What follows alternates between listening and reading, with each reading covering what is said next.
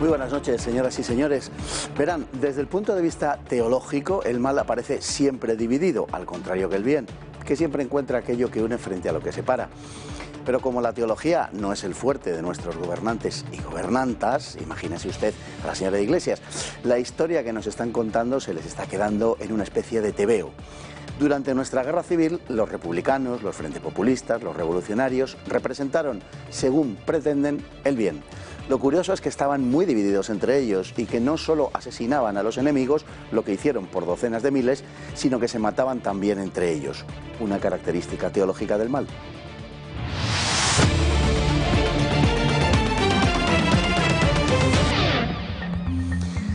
En nuestra sección Desde Fuera, hoy el diario El Mundo nos trae un titular que dice: guerra en Francia contra el todos y todas. Es terrorismo cultural. Los franceses, que son muy suyos, sí, pero que de tontos tienen lo justo, han decidido que el llamado lenguaje inclusivo sea prohibido en los documentos administrativos. 60 diputados republicanos del partido de Macron han acordado que tal bazofia lingüística sea prohibida, alegando que el idioma francés merece un respeto mayor. Con toda la razón, pues a nadie se le ocurriría que una lengua tan universal quede a merced de los tembleques histéricos de una ministra alzada a tal posición sobre sus relaciones personales. Tal cosa sería considerada por nuestros vecinos no solo como una vergüenza, sino como terrorismo cultural, ya lo ven. En España difícilmente, en cambio, veremos esto, acostumbrados como estamos a que los terrorismos ganen todas las partidas. Y hablando de guerras, vamos a volver al tema del que le hablábamos al comienzo, el enfrentamiento en la zona frente populista durante la Guerra Civil Española.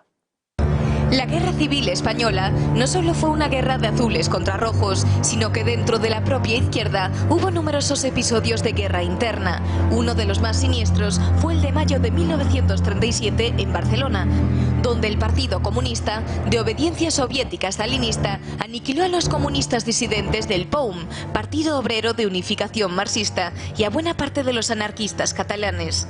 Situémonos, Cataluña 1937. Dentro del Frente Popular hay una guerra soterrada entre los revolucionarios de las anarquistas CNT y FAI, más el POUM, contra los estalinistas del PSUC y la UGT, ambos bajo la órbita comunista de Moscú. Los estalinistas piensan, con razón, que la deriva revolucionaria les está llevando a perder la guerra y deciden controlar por sí mismos los acontecimientos. En Cataluña, en aquel momento, había varias revoluciones al mismo tiempo, la de los separatistas, la de los anarquistas, la de los comunistas.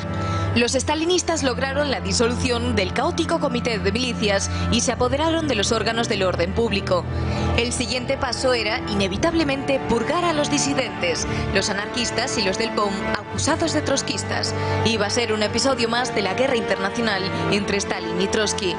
El 3 de mayo de 1937, el director comunista de Orden Público de la Generalidad ordena a la Guardia de Asalto tomar el edificio de Telefónica, centro de poder de la CNT. Los anarquistas contestan instalando allí una ametralladora. Los comités de barrio anarquistas se lanzan a la calle. La ciudad se cubre de barricadas. El POUM apoya a los anarquistas. La Generalidad pide refuerzos a Madrid, pero Largo Caballero no interviene. El que sí aparece es un grupo anarquista disidente, los amigos de Durruti, que ha abandonado el frente y ahora llega para echar más leña al fuego. Varias unidades anarquistas del Frente de Aragón se dirigen contra la ciudad, pero son detenidas a tiros por la propia aviación republicana. Mientras tanto, la dirección de la CNT cede, rehúsa respaldar a los sublevados y Largo Caballero se decide a intervenir y coloca en Barcelona más de 12.000 guardias de asalto y carabineros. Así sofocará simultáneamente la rebelión anarquista y la separatista, pero entonces empezará la represión dentro del Frente Popular. Según la dirigente anarquista Federica Montseny, el número total de muertos durante los hechos de mayo ascendió a 400, más 1 millar de heridos. La cifra que dio la prensa es mayor, 500 muertos. El resultado de la batalla será inequívoco. El PC encontrará vía libre, el POUM quedará físicamente aniquilado a manos de los estalinistas y el poder de la CNT se reducirá al mínimo. Los comunistas ocuparon todos los puestos de poder. Stalin volvía a ganar. Don Pedro Fernández Barbadillo, muy buenas noches. Muy buenas. Bueno, vamos a hablar hoy de los dos grandes episodios que enfrentaron desde dentro al Frente Popular consigo mismo, entre comunistas, socialistas, anarquistas, republicanos, nacionalistas, en fin. el follón que tenían montado. El gobierno del Frente Popular de febrero del 36, que se forma a partir de las elecciones de esa fecha, del 16 de febrero, elecciones como ya es largamente sabido, fraudulentas, estaba constituido el gobierno, digo, por republicanos de izquierda, pero apoyado en el Parlamento sin que entraran en el gobierno por socialistas y comunistas. Esta situación les permitió a PSOE y a PC ejercer el terrorismo en las calles sin prácticamente ser molestados desde instancias gubernamentales. Así es, el Frente Popular nace en una negociación entre Indalecio Prieto y Manuel Azaña, que, vamos a ver, la izquierda en lo que es política partidista y política a corto plazo, ahí son unos maestros. Se habían dado cuenta de que tenían que presentarse unidos para aprovechar las ventajas de la ley electoral hecha por la propia izquierda, porque al ir desunidos en las elecciones del 33 habían perdido frente a una derecha que ahí sí se presentó unida. Entonces ganan por eso, pero claro, dentro del reparto de papeles son los burgueses de izquierdas de Manuel Azaña y su banda, los Martínez Barrio, los José Giral, los Casares Quiroga, los que se hacen con el gobierno, pensando, y eso lo dijo Azaña varias veces, que los gruesos batallones proletarios le iban a obedecer a él. Y solo a él, porque era muy listo y sabía lo que había que hacer. Y no, aquí dentro del Frente Popular cada uno tenía su plan, más o menos desquiciado, pero cada uno tenía su plan e iba a lo suyo.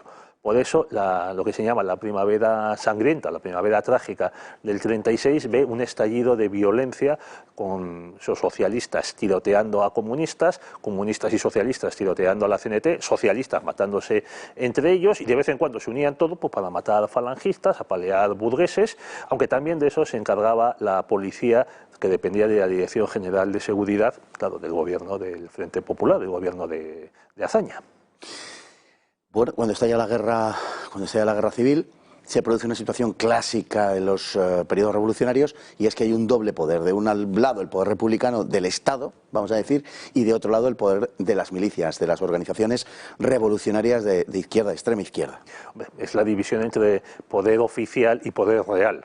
Eso pasó ya con los bolcheviques.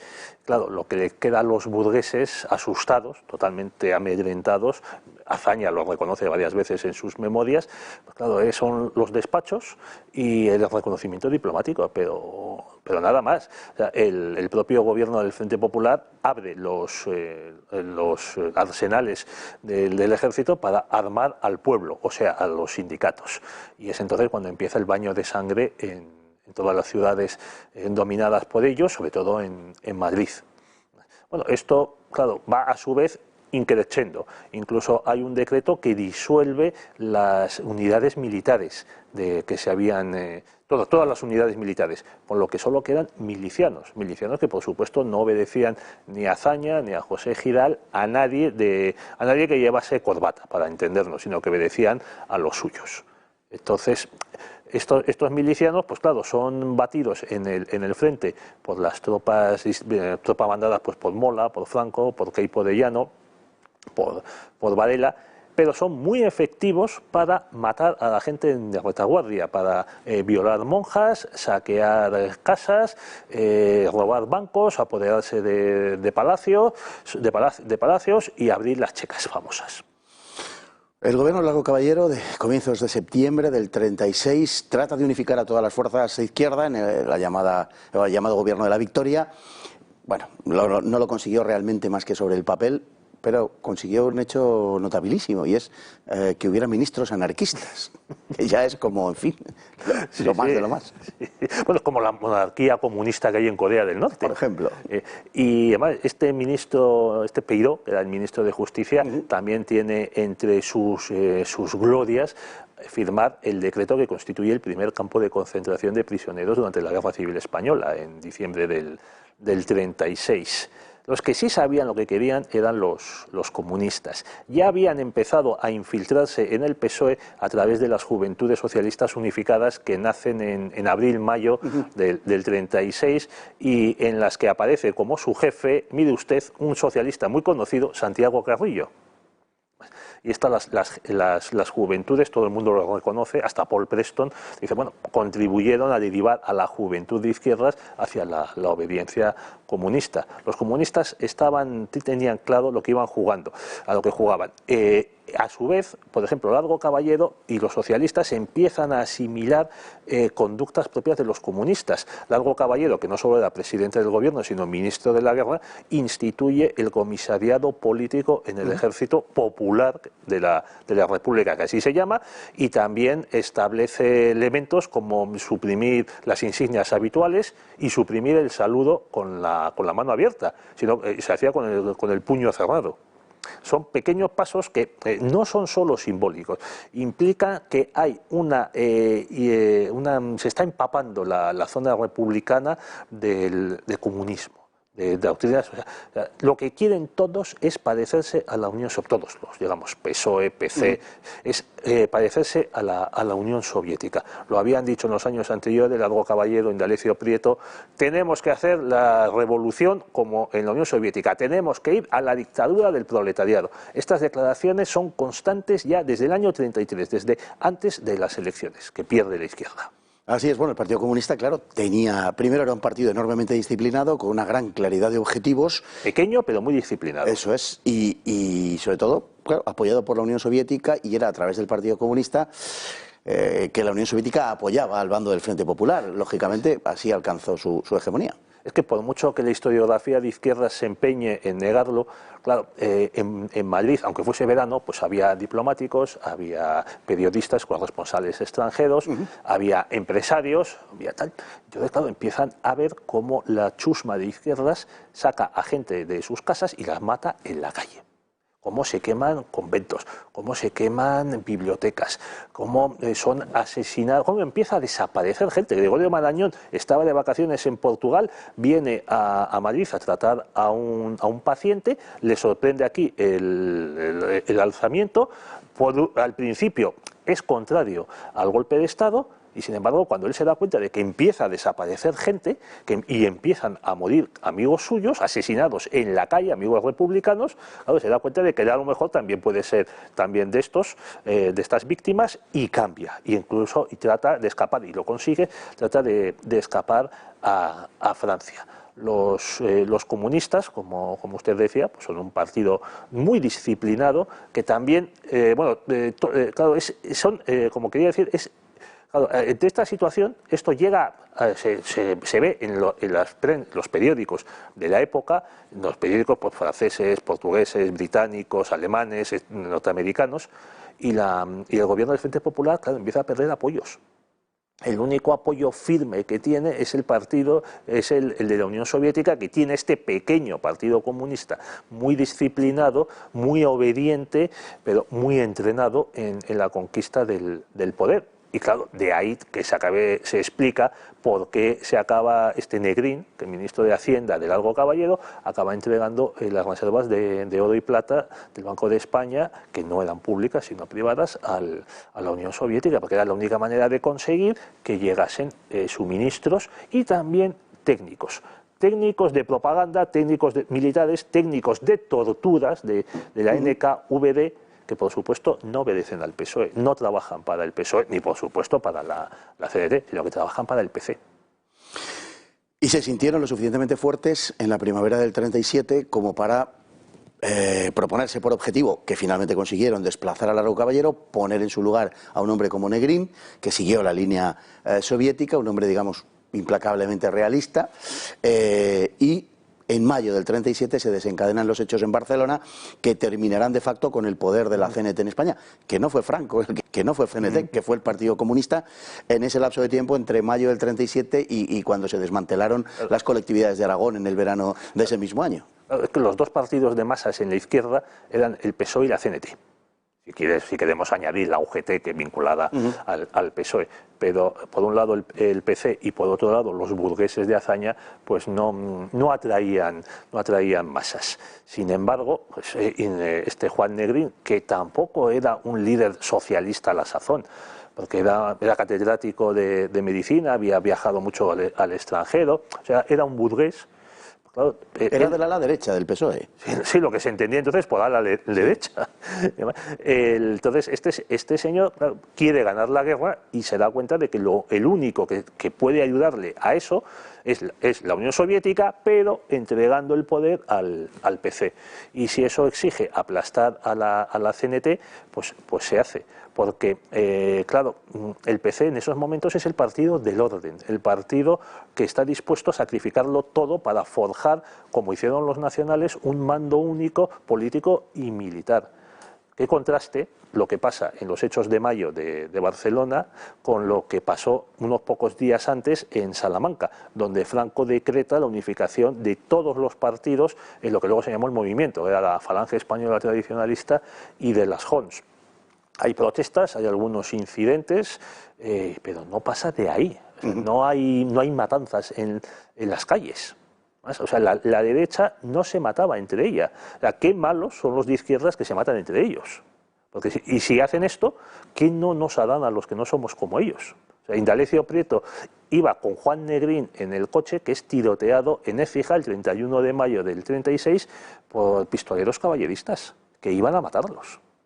Sí, entre ellos estuvieron a tiros hasta el final y aquí, bueno, se quitan de medio la CNT y el POUM. Nos queda apenas medio minuto, pero el POUM es triturado, destruido. Tomaban España casi como una colonia ya a esas alturas. El Partido Comunista podía hacer lo que quería, se quitaba de medio a los enemigos, fuera la CNT, es que fuera ellos el POUM. Moscú quería aniquilar por un lado a la CNT y por eso monta el PSUC en Cataluña. No por un hecho diferencial catalán, no, sino porque Cataluña era una de las principales bazas de la CNT. Por eso se monta el PSUC para competir en su terreno. Y por otro lado, claro, como el POUM era un partido comunista, no trotskista, sino comunista, pero no se sometía a la disciplina de Moscú, pues por eso hay que aniquilarlo. Y el aniquilado es su jefe, André Nin, que muere de una manera espantosa, torturado por chequistas del NKVD. Un día hablaremos específicamente de Andrés Nin, de Andreu Nin, cómo murió y lo que le sucedió a don Pedro. Muchas gracias por esta primera parte. Pasaremos después de la publicidad a la segunda a hablar de los hechos, no de Barcelona, sino los de Madrid de marzo del 39.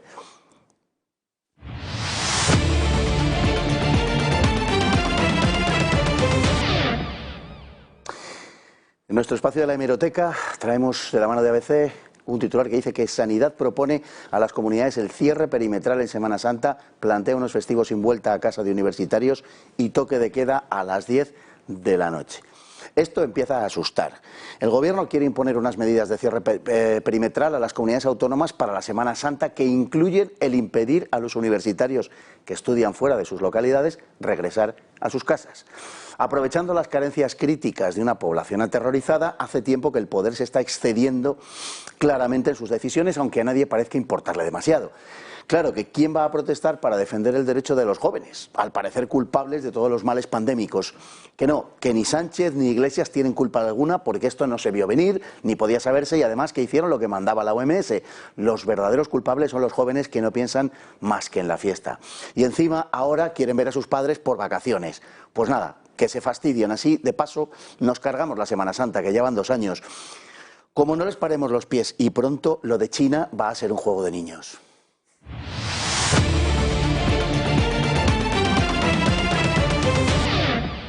Si la guerra vino precedida de la violencia revolucionaria contra el enemigo y en mayo de 1937 esa misma violencia se volvió contra sus impulsores, en marzo de 1939, con la guerra en sus estertores finales, el bando Frente Populista volvió a estallar contra sí mismo en una nueva orgía de autodestrucción.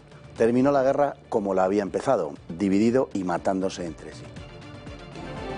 El 6 de marzo de 1939 se sublevaba en Madrid el coronel Segismundo Casado, jefe del ejército republicano del centro durante la Guerra Civil. El Frente Popular se alzaba contra sí mismo y fue el hundimiento definitivo de la España roja.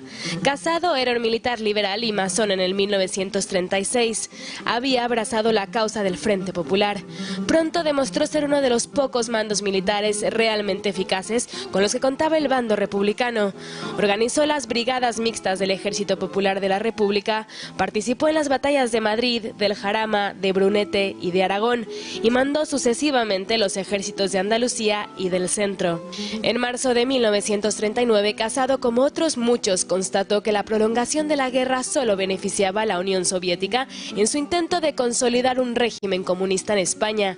Ante la evidencia de que el jefe del gobierno republicano, Negrín, se había echado en brazos de Stalin, Casado se puso de acuerdo con el socialista moderado Besteiro y con varios jefes militares de la República, como el anarquista Cipriano Mera, y promovió un golpe de Estado anticomunista en Madrid. Fue una pequeña guerra civil dentro de la guerra civil. Republicanos, anarquistas y parte del PSOE contra los comunistas y otra parte del PSOE, y literalmente a tiros. Las bajas de esta última batalla intestina entre facciones republicanas se evalúan en torno a las 2000 personas. A esas alturas, tanto el socialista Negrín como los líderes comunistas ya estaban huyendo de España, abandonando a su suerte a los combatientes rojos. El bando de Casado triunfó. El periódico El Socialista, órgano del ala moderada del PSOE, saludó el golpe de Casado como una victoria que impedía que la España republicana se convirtiese en una colonia soviética. Casado y Besteiro, con el gobierno de la República en sus manos, intentarán negociar una rendición ventajosa con Franco, pero todo será inútil. La República ya se había derrumbado y Franco había apostado por una victoria total. Las tropas nacionales entrarán en Madrid sin dar un solo tiro. A Casado se le permitirá exiliarse. No volverá a España hasta 1961. Fue juzgado por un consejo de guerra y absuelto. Morirá 7 años más tarde en un hospital de Madrid. Don Pedro, vamos a ver, la batalla del Ebro es la última gran batalla, es la gran batalla de la Guerra Civil Española, pero es la última gran batalla que se da. Después de ella no habrá ya combates de esa magnitud. Prologó el final de la guerra y fue lo que permitió la entrada de los nacionales en Cataluña, donde por cierto fueron acogidos con un enorme júbilo, porque estaban hasta el gorro de la guerra y de las matanzas intestinas. Eso lo reconoció Manuel Azaña en sus memorias. No es que lo dijese la propaganda franquista. Azaña cuenta que toda Cataluña estaba esperando ya a Franco. Franco explica en una entrevista que tuvo con Manuel Aznar en el Diario Vasco a principios del año 39, que precisamente la batalla del Ebro ha sido lo que ha sido, pese a lo sangrienta que se le atribuye dentro del escenario español, ni punto de comparación con las dos guerras mundiales, claro, ahí es donde él ha ganado Cataluña, es lo que dice él. Ahí ha conseguido agotar al Ejército Popular de la República, dirigido por Vicente Rojo, y entonces, en finales de diciembre, en una ofensiva aplazada por las lluvias, comienza desde a penetrar, cruza el Ebro, comienza a subir hacia el norte, hacia la frontera, y en poco más de un mes las tropas nacionales entran en Barcelona, que son recibidas, como decía, en loor de multitudes, y llegan a la frontera francesa. Huyen todas las autoridades catalanas, a los milicianos les da tiempo de cometer los últimos asesinatos, las últimas matanzas, pues un obispo, el coronel Rey d'Acord, el defensor de Teruel. ¿Y el obispo de Teruel? El obispo de Teruel, Polanco. Exactamente, Polanco, que no me acordaba del nombre, el jefe de la guarnición militar de Teruel, coronel, y están a punto de matar también a Rafael Sánchez Mazas, uno de los fundadores de la Falange. Escapan, como digo, todos los jefes de la República, todos los altos cargos. De ellos solo vuelve Negrín en avión. Hasta el teniente general Rojo se niega a volver, que para mí es uno de los comportamientos que se sublevan en marzo. Llegar a un acuerdo de rendición. En este barco habían ido representantes, el conde de San Luis, representantes del bando nacional, a negociar la rendición pacífica de Menorca. Y ya en los últimos días de febrero, pues se produce el traslado de reconocimiento diplomático por Francia y Gran Bretaña del gobierno del Frente Popular al gobierno de Burgos, y ya el colofón es la dimisión de Manuel Azaña, que eso deja en la ilegalidad al gobierno de Negrín. Negrín, a mediados de mes, se había reunido en la base militar del Ejército del Aire en Los Llanos con los jefes militares y navales para insistir en su plan de resistir hasta el final, con la idea de que estallase una guerra en Europa que le daría las vueltas a la situación en España.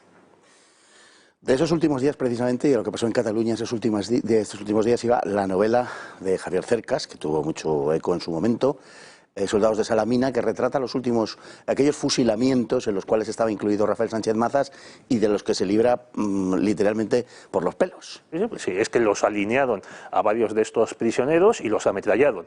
Y Sánchez Mazas pues, se salvó de casualidad, como pasó en otras de estas matanzas colectivas tremendas. Además, esta es una matanza de crueldad, de asesinos, porque no había nada que ganar. Dice, bueno, una venganza puramente. Exactamente, una venganza, porque esto se hace ya pues prácticamente Almería.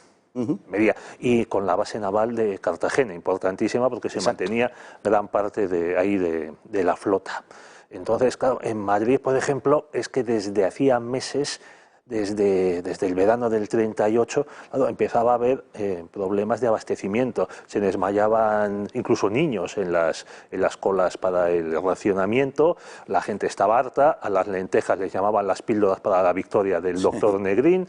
Bueno, una situación en la que la gente estaba literalmente hasta las narices. O sea, de la resistencia de Madrid en el otoño del 36 quedaba muy poquito de eso.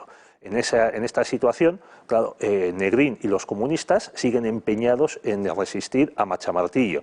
Y ya en ese momento, pues la quinta columna, que desde finales del año 38 había establecido contacto con Julián Besteiro, el único socialista decente que quedaba en la jefatura del PSOE, porque Indalecio Prieto había huido por cuarta vez, había huido de España en diciembre del 38, claro, ya se empieza a establecer la trama civil y la trama militar con Casado y otros mandos militares, que lleva a esta sublevación el 5 de marzo del 36, precedida unas horas antes de la sublevación de Cartagena, de la flota que escapa hacia Bizerta, una base francesa en Túnez. La acusación contra Negrín básicamente es que está en manos del Partido Comunista. Y esa es la razón de la sublevación dentro de la zona del propio Frente Popular.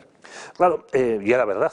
Negrín está controlado por los comunistas. El mismo Negrín entendía que sin los comunistas no podía haber resistencia, porque eran los que estaban empeñados en seguir combatiendo ahí hasta que lo dijese su amo Stalin, y eran los que suministraban pues armamento, los que suministraban los técnicos, incluso especialistas en torturas, como ya hablamos en la parte anterior, los que despellejan a Nin y a tantos otros, los que montan las checas.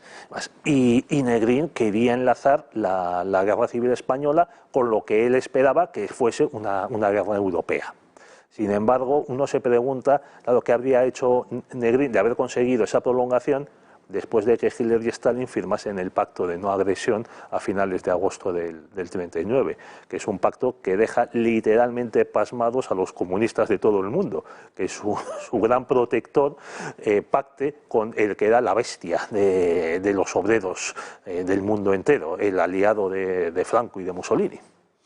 Claro, hubiera sido una situación verdaderamente impredecible, pero no es ningún disparate suponer que en una circunstancia como la que se dio a partir del 3 de septiembre de 1939, con esa declaración de guerra franco-británica a Berlín, la situación de España hubiera sido peor, porque Stalin no hubiera movido, lógicamente, durante todo el año siguiente, que es cuando se produjo el ataque alemán sobre el frente occidental contra los aliados, no hubiera movido un dedo por defender a la España de Negrín con toda seguridad, y el ejército alemán habría liquidado de un plumazo la resistencia republicana, o si España hubiera sido enteramente frente populista. Sí, además, Hitler ataca a Francia con petróleo que le había suministrado Stalin. O sea, los tanques que atraviesan Francia y los Stukas que bombardean a los soldados franceses funcionaban con gasolina que les había suministrado el camarada Stalin. La situación para Negrín de haberse podido mantener, lo cual era muy dudoso por lo que vamos a contar ahora de que estaba pasando en marzo en Madrid, pues habría sido como poco patética. Porque entonces dices, y para esto, como se decía, el chiste que se decía en la posguerra, para esto hemos caído 1 millón de españoles. Sí. Bueno, pues sin embargo los comunistas enseguida cambiaron de chaqueta y, por ejemplo, la pasionaria defendió el ataque soviético a la Polonia atacada a su vez previamente por los alemanes, literalmente la puñalada por la espalda que le da Stalin a lo que quedaba de Polonia, e incluso critica a los burgueses franco-británicos que quieren una guerra mundial en la que los obreros van a ser otra vez sacrificados. Claro, estaba defendiendo a Alemania. Sí, sí, abiertamente.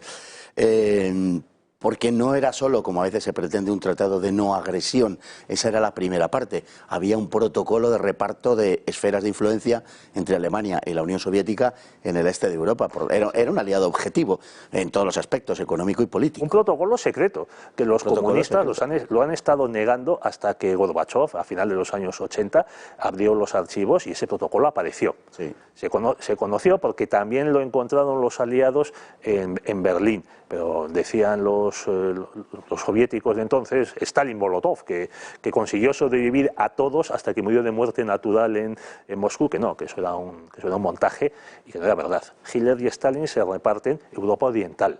Stalin... Claro, la excusa que dan los comunistas, que todavía los hay, diciendo, bueno, es que Stalin recupera lo que había sido antes de Rusia. Pero, o sea, que el zar era bueno y Stalin lo que hace es seguir la estrategia del zar. Sí, porque no reconoció las deudas de la Rusia zarista.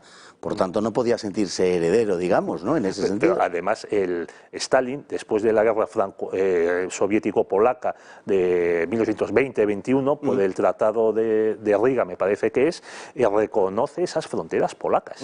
Y también reconoce la independencia de Lituania, de Letonia, de Estonia y de Finlandia. Es que no tiene vuelta de hoja. No, da igual, el caso de Stalin pues era seguir expandiendo la revolución y querían llegar a Berlín, que lo consideraban el corazón de Europa. Por eso el Ejército Rojo, mientras sigue aplastando a los blancos en el Cáucaso y en Siberia, distrae tropas que atacan Varsovia, pero para abrirse camino hacia Berlín. Y por fortuna, los polacos, mandados por Pilsudski, los paran en Varsovia. En Varsovia, sí, señor. Bueno, entre tanto no, muchos años después, 19 años después, en Madrid se subleva una parte de los militares del Partido Socialista y la CNT, por un lado, mientras que de otra parte, la parte gubernamental, está el Partido Comunista apoyando a Negrín, lógicamente, como socialista, apoyado también por una parte del Partido Socialista. Es decir, el PSOE sigue en pleno esos enfrentamientos, en plena guerra civil particular, la zona del Frente Popular sigue también con su guerra civil más extendido y todo termina en una especie pues, de orgía de destrucción bastante absurda entre ellos, aunque había razones de fuerza, digamos, había razones de peso para enfrentarles. Entre otras, la prolongación de la guerra y el dominio comunista de la zona del Frente Popular. Sí, es que los comunistas desde el año 37 se van haciendo con el poder en todos los ámbitos, tanto políticos como militares, sobre todo militares del Ejército Popular de la República. Y la división del Frente Popular, que, vamos, llegaron unidos a las elecciones del 36, pero desde ese momento empiezan a desmenuzarse, a matarse entre ellos, e incluso dentro del PSOE, y ya esto culmina en marzo del 39. La verdad es que, claro, la CNT, como hemos hablado antes, pues claro, es aniquilada en mayo del 37 en Barcelona. Tenían muchas ganas de vengarse, no querían ser la carne de cañón de los comunistas. Los militares profesionales, claro, sabían que desde noviembre del 38, cuando se considera que acaba la batalla del Ebro, pues que ya la guerra estaba perdida. Y también sabían que ni Francia ni Gran Bretaña iban a intervenir para llegar a un final político, que era lo que esperaba Negrín, imponer un alto el fuego y una negociación. Luego, pues gente, vamos a decir, como Besteiro, que se dan cuenta de que seguir la matanza es inútil. A la República le quedaban como 500.000 soldados. Es cierto que no estaban todos armados ni motivados, que había falta de comida, falta de municiones, pero podía haber todavía muchas muertes. Claro, y Y entonces, pues por eso se prefiere llegar a estos acuerdos a través de la quinta columna con el bando nacional para tratar de llegar a una paz negociada que Franco, con muy buen criterio, no quería porque tenía la victoria al alcance de la mano, o al menos llegar a unas negociaciones para conseguir pues, ciertas inmunidades o poder que se les permitiese salir de España a los jefes más implicados. En todo esto hay una figura, yo creo que a igual parte trágica que admirable, que es la de Julián Besteiro, que es un hombre, es una figura que finalmente acaba teniendo un cierto patetismo sus últimos meses, tanto porque la muerte estaba muy próxima después de la guerra, como por estos últimos días y últimos meses de la guerra en su zona, donde la verdad es que las alocuciones de Besteiro y los actos de Besteiro le retratan como un hombre verdaderamente de altura. Pues sí, así es. Es que los primeros días del golpe de Casado, la reacción comunista a partir del 5 de marzo, pues son muy duros. Se despliegan tropas comunistas que, por ejemplo, en la puerta de Alcalá instalan cañones que atacan el Ministerio de Hacienda, donde estaba establecido el Consejo Nacional de Defensa. Y también hay una pequeña batalla de tanques pues aquí cerca, en la plaza de Gregorio Marañón, que entonces se llamaba Plaza del Obelisco, y todo esto consigue acabar en una semana porque por fin llegan las tropas mandadas por Cipriano Mera desde Guadalajara y desde Valencia. En esta situación después se consigue hacer, que los comunistas se rindan en torno al 12 de marzo y entonces comienza ya una negociación abierta entre el Consejo Nacional de Defensa y el gobierno de Burgos, que dice que no va a haber una paz negociada ni una especie de armisticio. Al final todos los jefes del Consejo Nacional de Defensa huyen. Los comunistas con Negrín habían huido desde el primer día, habían dejado aquí a sus camaradas que se matasen ellos solos. Y el único que permanece en Madrid, en la sede de este Consejo, en el Ministerio de Hacienda, es Julián Besteiro, que podía haber huido y él se queda. Y los nacionales tienen un comportamiento con él bastante mezquino, porque le detienen y le juzgan, le condenan a muerte. Vamos, es indultado, pero es ingresado en la cárcel y muere en una cárcel en el sur de España, en Andalucía. Carmona, si no recuerdo mal. Sí, en Carmona. Además, qué paradojas, con sacerdotes nacionalistas vascos rodeándole. Bueno. Pero bueno, el caso de Besteiro es sorprendente porque Besteiro, como todo el Consejo de Defensa, como el propio Casado, dan la razón a los sublevados en julio del 36. Nos sublevamos porque no queremos contribuir a una revolución comunista. Así es, el caso de Julián Besteiro. Desgraciado donde los haya, sin duda ninguna, pero que, como digo, retrata la grandeza de un hombre en los últimos meses de su vida. Don Pedro, muchísimas gracias por venir hoy, por venir esta noche a hablar con nosotros de este tema, siempre de algún modo de actualidad, porque la memoria histórica nos lo hace actual. Es que Besteiro tendría que ser reivindicado por el PSOE, por su verdadera memoria. Prefieren a Negrín, don Pedro, prefieren a Negrín. Prefieren al inculto, a la mala bestia de Largo Caballero, que así lo definió en D'Alessio Prieto, y prefieren al propio Prieto. Pues así es, y con las palabras de otra persona, de otro republicano, nos vamos esta noche. Con la rebelión de 1934, la izquierda española perdió hasta la sombra de autoridad moral para condenar la rebelión de 1936. Salvador de Madariaga, muy buenas noches.